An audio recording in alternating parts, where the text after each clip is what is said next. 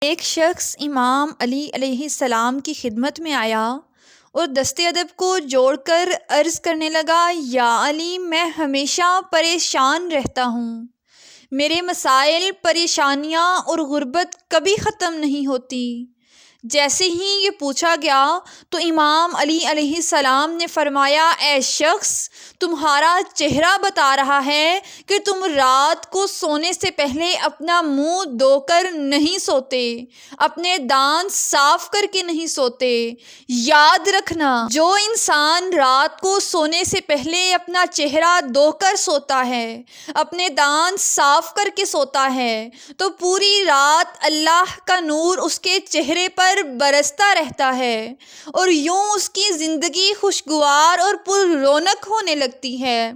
اور جو انسان رات کو سونے سے پہلے بغیر منہ دھوئے، بغیر دانت صاف کیے سو جاتا ہے تو اللہ کی رحمت کے فرشتے اس انسان سے دور رہتے ہیں اور یوں وہ انسان اللہ کی رحمت سے دور جا کر مصیبتوں اور پریشانیوں میں گرفتار ہونے لگتا ہے۔